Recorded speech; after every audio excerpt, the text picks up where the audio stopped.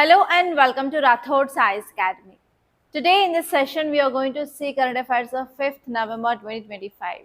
So let's get started with our discussion guys and let us see the topics of the day. So first topic it is about 8 killed as passenger goods train collide near Bilaspur in Chhattisgarh. So this article is talking about again one more disaster which happened in our country and now this time it is about railway accident. This topic is important from disaster management and even this article is important from your geography point of view from GS paper 1 guys. Our next topic is Make India a Developed Nation by 2047. Our President urges youth. So this article is very important from our economy point of view and even governance point of view. This article is very important. We have to see this article. Our next topic it is about researchers discover a new species of Pilia genus of jumping spider in Chikmagalur. So whenever there is any new species which is seen in news or which is there in news, that will be very important from your prelims point of view. So this topic is important from your environment and ecology point of view. Our next topic is there is one article in your editorial page regarding Great India Project. That topic is important from your GS paper 3 from environment and ecology point of view. Okay, so apart from these four articles, most of our articles in today's paper are grabbed by two important news. First one is, as we know, yesterday we discussed about the disaster, bus accident. That is the one important thing which had been occupied in our paper. And next one is, in Bihar, they are going to have elections. And this time they are going for special intensive revision of the voter list. Already we discussed about what is special intensive revision of voter list earlier. So these are the two main articles which are seen in the news case. Apart from that, these are like major articles that we have to see. Okay, now let us see each and every article in detail. Yes, read out the title guys. Article says 8 killed as passenger goods trains collide near Bilaspur in Chhattisgarh. So where this accident or incident happened? In Chhattisgarh region. Where it is? Bilaspur. And this is the accident which happened between one is passenger train and one is goods train. Okay, so this article is important from railways point of view. Okay, you guys tell me where we'll study this railways in our UPSC syllabus. Railways is one important means or mode of transportation.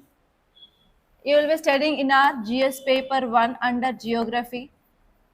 In geography, especially in this human and economic geography, there you will come across this transportation topic.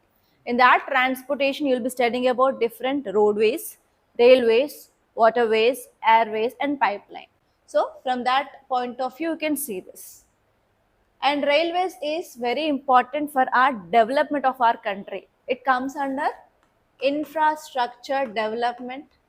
It is part of GS paper 3 from economy. In your economy, you will be studying about this infrastructure development. For that, government will be allocating separate budget for infrastructure development every year. So you will be studying about this in your economy from GS paper 3. And now what happened? Accident happened. So because of this accident, around 8 people were died and loss of property also, loss of infrastructure, and that is important from your disaster management from GS paper 3 point of view. So in these three subjects, we can see this single article. Okay, so if you go to this geography point of view, what exactly you have to see? In geography point of view, you have to draw map of India and you have to see the railway zones in India, major railway zones and their headquarters, very important. So you have to see major railway zones in India and you have to see about their headquarters, where are their headquarters located. You may get prelims question directly because it happened in Bilaspur. It is one important railway zone in our country. That is the first thing where you can expect a prelims based question. And second thing here is in railways we have different types. We have meter gauge, we have broad gauge and we have narrow gauge. So you have to see what are the three types of tracks in railways. Okay. types of tracks. And next, normally in trains we have two types of trains. First one is passenger trains, next one is goods trains. Goods trains are also called as freight trains. The problem in India is there is no separate lanes for passenger trains and goods trains. Because of this, what happens if you want to go for transportation of your goods by using these railways, there is increased delays, and the time taken to reach that good to the destination place is also increasing. Why? Because we have only one track. So on this track only this passenger trains will go and even our goods train will go. So whenever if there is any chance of crossing, what happens here is passenger train will be allowed and goods train will be stopped. So because of this, it is leading to the delay or delays, or like time is consuming more for the transportation purpose. And now the problem happened because of this thing, guys. We don't have separate track for this goods and as well as freight. So actually this goods train is stopped in one track. But what happened? On another side, this passenger train came, and even though there was a red signal which had been appeared, but we can see that there is negligence of the driver of this train. And what happened? He didn't observe that there is red light there, and he went on. And what happens? So this train collide with that train, passenger train collide with this goods train now. So because of that, that led to this kind of accident now. So all these things that you have to see from geography point of view. And even you have to see about what are the advantages of railways and as well as disadvantage of this railways. And this one is you have to focus on infrastructure. So as you all know that most commonly used transport system in India is railways, especially passengers, because of its advantage. Cost is less, and even within less time they can travel, and even compared to this bus, we have certain amount of safety can be ensured in these trains.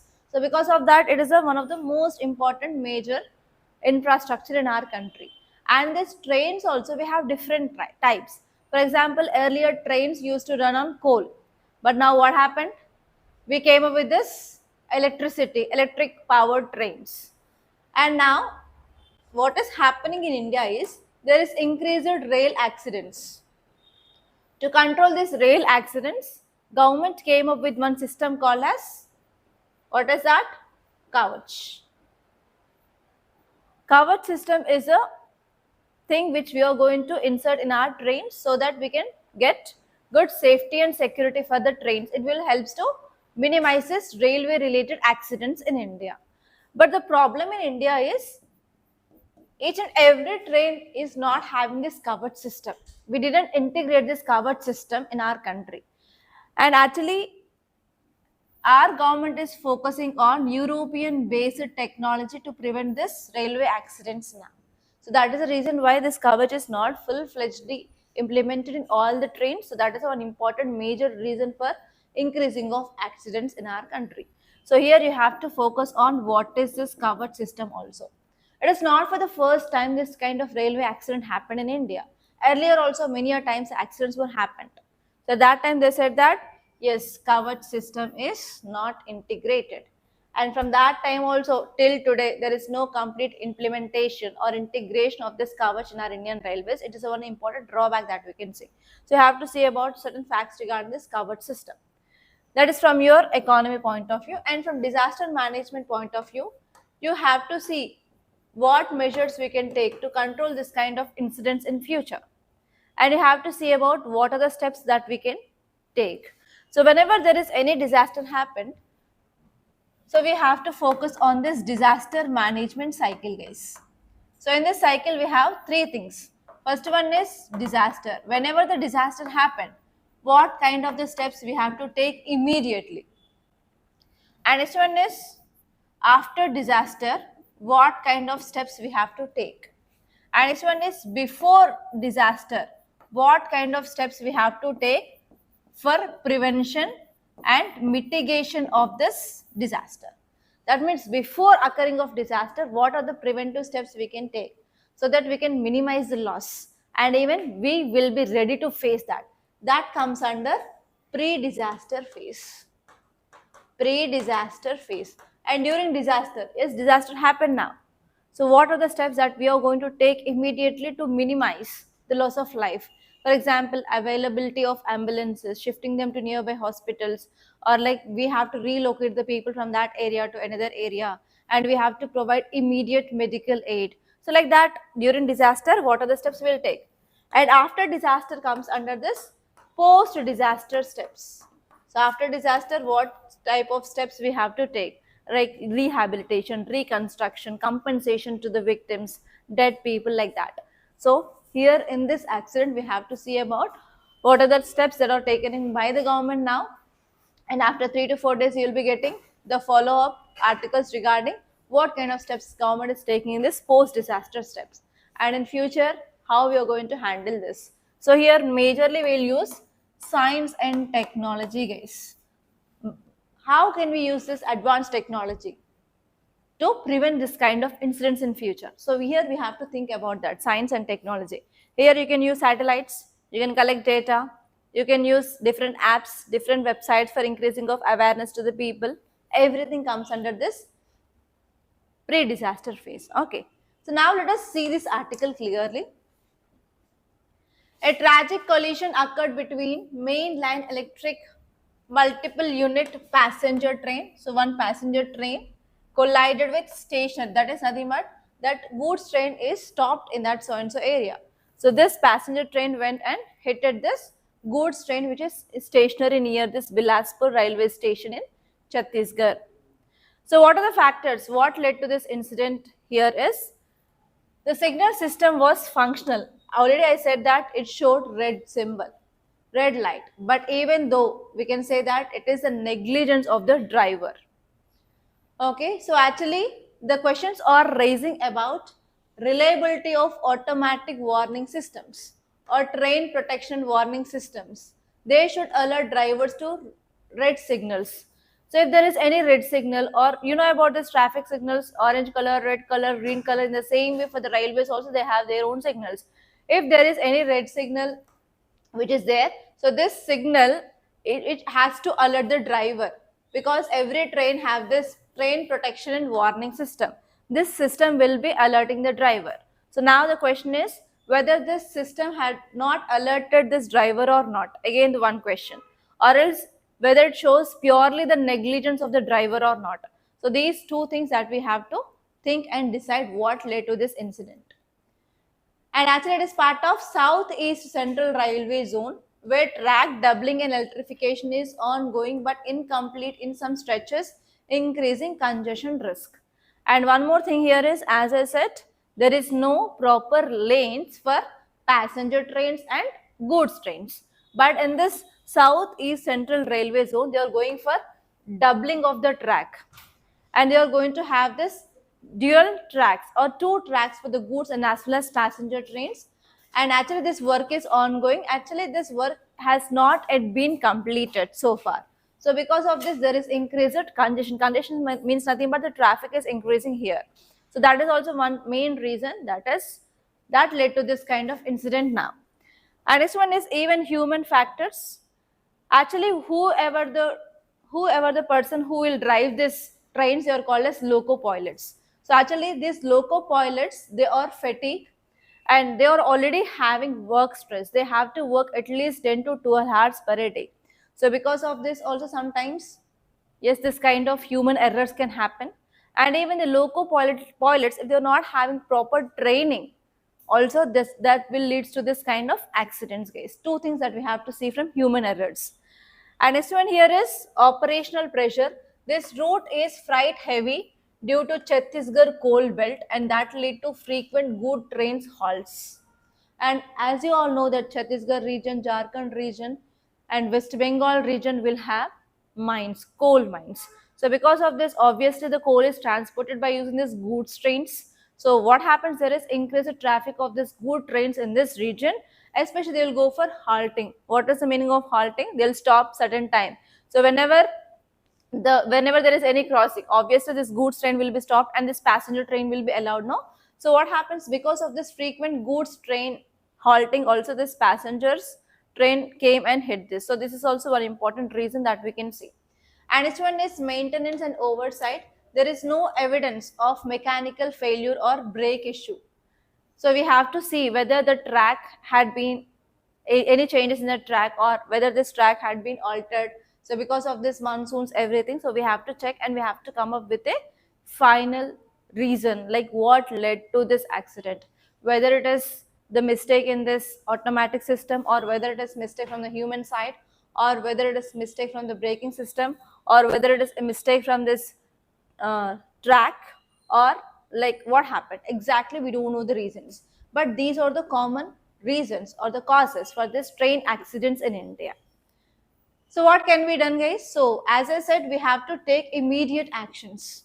We have to identify what are the lapses, and we have to provide the medical aid for the people who had been stuck in this disaster. And next one is, as I said, like 8 people who were died, so they have to get compensation or ex gratia from the government. And we have to ensure even certain psychological support for the survivors who survived in this accident. And even we can provide faster insurance. So railway passenger accident insurance is up to 40 lakh rupees, guys. So we have to initiate that process of providing insurance for this. And even we have to go for traffic normalization. As you all know that is one major railway zone, and most of the trains will come and go, and even freights are also very high in that region. So we have to ensure that the track is very much clear, so that we can ensure there will be no disruption for the traveling purpose of other trains, everything, movement of other trains. So these are the immediate steps that we have to take. And in the systematic reforms or systemic reforms in for next 3 to 12 months, what should be our steps?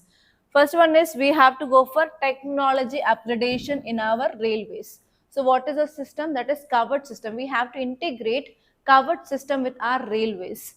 Covered is indigenous anti-collision device and will provide 100% coverage on high density routes, guys.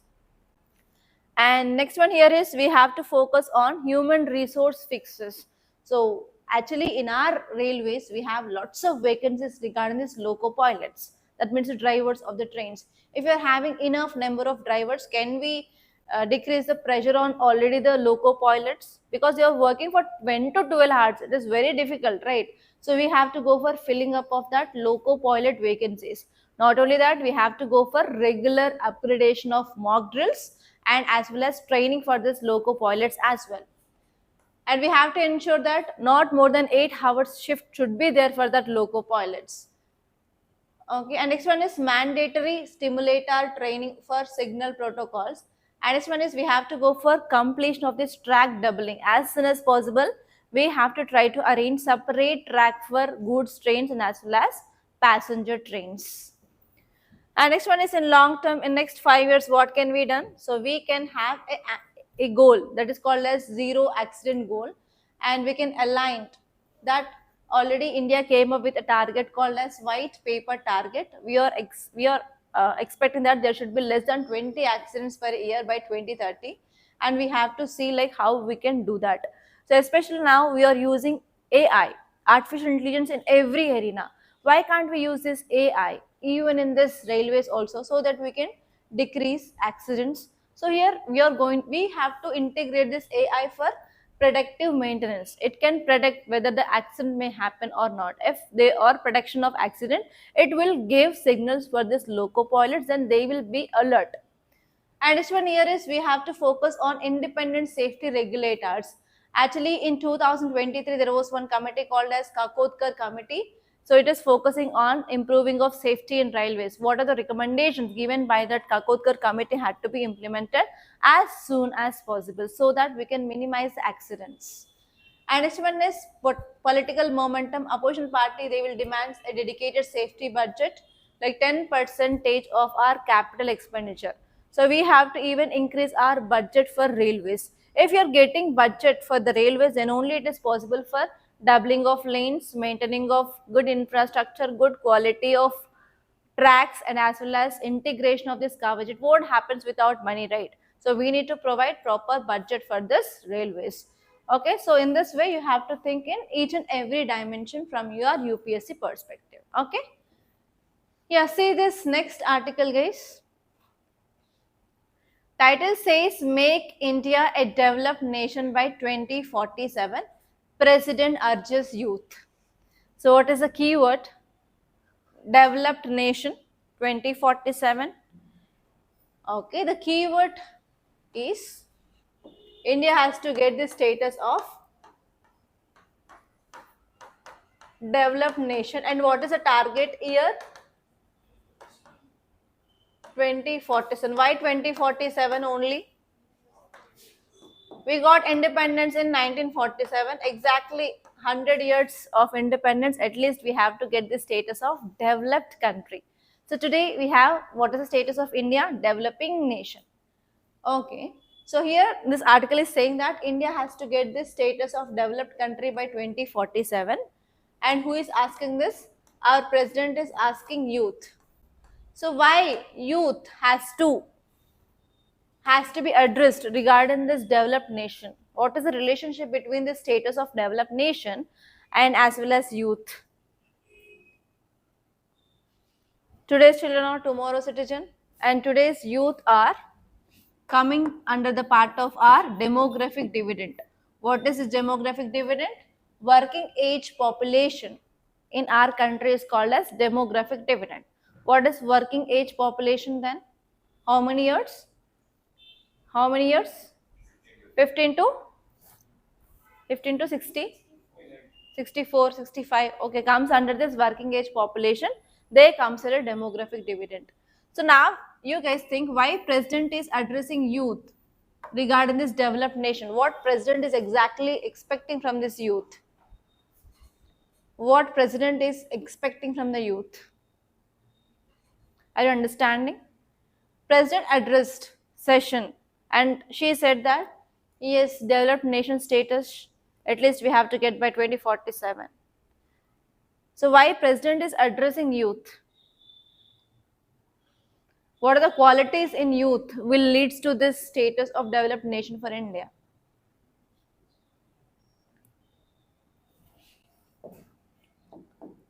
So this demographic dividend, they will enter into economic activities and they will contribute to GDP. And this youth people, if they are involving in is R&D, that is research and development, then what happens? That will leads to innovations in our country. Will this innovation leads to attracting of investments? Yes or no? We can attract investments from our country and as well as foreign countries, so that what happened? That will leads to increased furthermore economic activities. If this demographic dividend is having skills, can we address this problem of unemployment? If there is no skill, then only unemployment rate is increasing in our country. If they are having skills, we can reduce this problem of unemployment. And even if you are providing proper training for this youth, can they create their own startups? Yes or no? Yes, they can become entrepreneurs. They can open their own startups. Next. Next. Come on, think, you can do it. Okay, literacy rate youth. Not exactly, we can connect that. Next. Govin. Online guys, tell me. What president is exactly expecting from youth?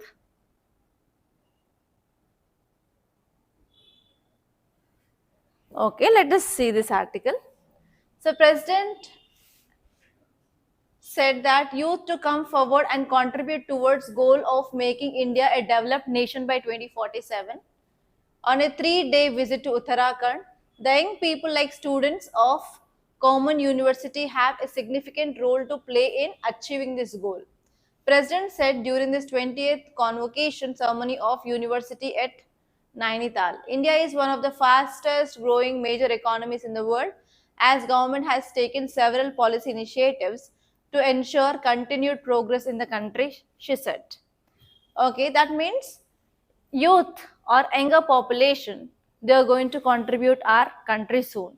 So because of this, we have to enhance the skill in the people. And president is saying that India is one of the fastest growing major economies. India is the fourth largest economy in the world, right? And she also said that government is taking lots of policy initiatives to ensure continued progress in the country. So in this statement, in this light of this statement, can anyone tell me what are the progress or what are the uh, policies came up by the government which is related to economy, guys? Anyone? Government came up with different programs and different schemes, policies. No. So tell me some examples of policies and schemes related to economy. We have PLI schemes, production linked incentive schemes, and this one is government is also providing scholarship for this PhD peoples, and even government is also providing reservation for the students in higher education. And next one is government is providing occasional training for the people so that they can increase the skill in the people. And this one is government is providing scholarships to study in the overseas. Yes or no? Next. Skill India program, Make in India program, and next STEM program, Science, Technology, Engineering and Mathematics program for higher education. Next, tell me about youth and government schemes. So here you have to focus on Make in India project. So this article is saying that Draupadi Murmu exhorted the youth to come forward and contribute towards the goal of making India a developed nation by 2047. And here just see about this Make in India initiative. Especially you have to focus on this Atmanirbhar Bharat and self-reliance India. If you are preparing everything in our country, obviously what happened, the development happened in our country. If you are going on importing the technology from other countries, is this right?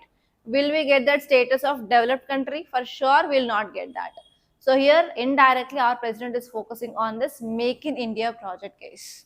So youth has to contribute. Youth has to use their skills, talent, and innovation. They have to invest in this R&D, and they have to create their own startups, entrepreneurs, so that we can achieve this target of developed status by 2047. And if you say about this Make in India initiative, this campaign was launched to facilitate investment, foster innovation, enhance its skill development, and to protect IP, that is nothing but intellectual property rights. And we want to build best in class manufacturing infrastructure in our country. So whenever we are developing infrastructure in our country, obviously that will lead to the boost of our economy, guys. And we are going to create 100 million additional manufacturing jobs, and we are going to increase manufacturing sector contributions to our GDP. And if you see the major pillars of this Make in India project, we are focusing on ease of doing business. So whenever we are encouraging this private people or other foreign country people to start business in our country, obviously we can initiate economic activities that will lead to increasing of investments, that will lead to increasing of GDP of our country. And we are focusing on new infrastructure. We are creating certain industrial corridors and as well as smart cities so that we can create world-class infrastructure. Infrastructure development is very important regarding the status of developing and as well as developed country. If you go to this Japan, if you go to US, if you go to France, European countries, some other American areas, so they will be having world-class infrastructure, right? In the same way, India, if India wants to get the status, the same kind of world-class infrastructure should be there in our country, guys. And you're focusing on that under this Make in India project. And this one is, as I said, they're focusing on investments, and actually government is focusing on especially improving the mindset of people. So especially in India, youth, they are trying to get jobs. For example, they are preparing for government examinations or like they are doing certain private jobs. But the problem in India is no one wants to give jobs. No one is having that much dare to start their entrepreneurship. So if you are improving that skill, if you are improving that kind of entrepreneurship skills in the students, what happen? Will they look at this government or private jobs? They will only create many jobs, right? So as you all know that India is a very populous, very huge populous country in the world. Can government can ensure each and everyone with a government job? For sure, no. So because of this, the option which is present with the government is government has to improve in the skills of entrepreneurship and startup skills in the students. So what happens? Obviously that will lead to the creation of employment opportunities, and we can decrease this unemployment problem in our country, guys. Okay, say this article. Researchers discovered new species of Philia genus of jumping spider in Chikmagalur. So this article is very important from your environment and ecology. So here you can get direct question. Recently, Philia is seen in news. What is it? They may give you ABCD options. They'll give you spiders, insects, fly, snake, like that. So we'll get for sure confused in the examination. But how the feeling inside will be like, especially when you're writing examination, if you're getting this ABCD type of questions, if you're 100% right, it is very easy to get marks. But what happens in the mindset of the student is ABCD. We have to keep anything for sure because it is easy to get the marks. Like that, we will go and we will bubble this wrong option. So what happens? There will be a high chance of getting wrong if you're getting that kind of A, B, C, D direct questions. If you know 100%, then only you have to attempt that kind of questions. With 50-50 knowledge, with 75% knowledge, with elimination, you can't do that, guys. Okay, so if you're getting that kind of article, so please try to make a separate one-page notes for this pieces in news. For sure, every year you will be getting a question. So last year in 2024, there was a question regarding cicada, CICATA. So cicada is an insect. So recently cicada is seen in news. What it is? They gave options like frog, insects, butterfly, like that. So cicada is insect. Okay, like that every year you will be getting a question regarding the species which is seen in news. And this topic is very important from your environment and ecology, guys. Okay, and even you can use this kind of articles as an example when you're writing your environment and ecology related questions also. I'll tell you how you can use that. If you see the context, this article says that a team of researchers exploring biodiversity in this Western Ghats, they discovered a new species of spider belong to this Philia genus. And this genus spiders, they are called as jumping spiders. They can jump. So if you see the details, so this discovery had been published in one international journal called as Zootaxa. And why it is very much significant was it was found 123 years ago in Kerala, guys. In 1990 it was found. And again after 123 years, again it was found in this Western Ghats region now. So because of this, it is very, very significant. There are multiple species in one genus. And for the first time, they found both male and as well as female spiders of this species. And this discovery of rare species at this foothills of Western Ghats indicates that they are having healthy ecosystem at the place. So normally you will be having one topic called as bioindicators. Bio means which is having life. That means life can indicate what is that ecosystem. For example, do you know these dragonflies? Dragonflies, I think you might have played with that when you were like child. Dragonflies. Actually, we used to tie one thread to that tail of the dragonfly and we used to fly that. So I don't know whether you played like that or not. So if there are huge number of dragonflies in that region, we can say that that region is entirely very safe. And if you want to know the quality of water, so we will be taking certain indicators. For example, Ganges river dolphin will be present only in fresh water.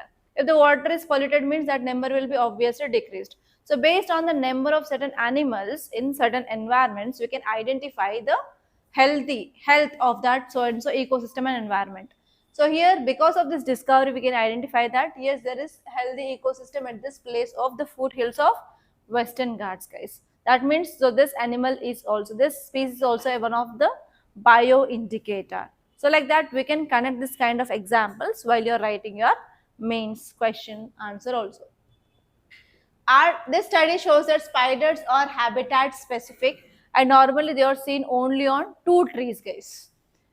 And if you are failed to conserve that trees, then what happens? Obviously, this animal will be like extinct. So that is the thing which mainly said here.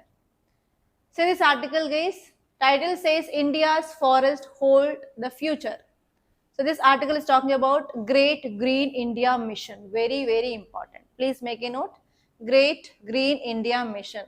It is India's afforestation drive. So as you all know that climate change is happening at a very faster rate.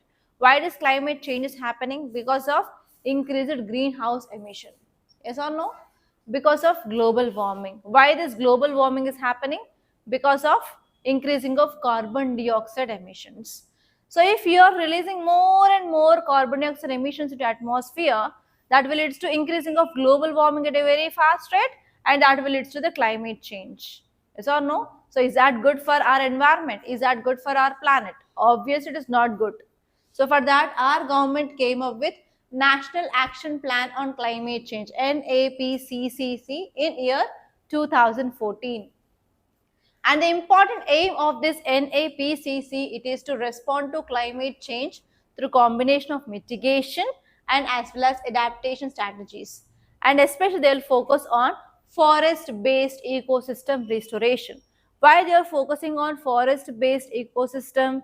As you all know that the trees which will absorb carbon dioxide and they will use water in the presence of sunlight, what they'll do? Photosynthesis. What is this mechanism of photosynthesis? Is the process through which plants will produce their food, right? Can anyone tell me the equation of this photosynthesis?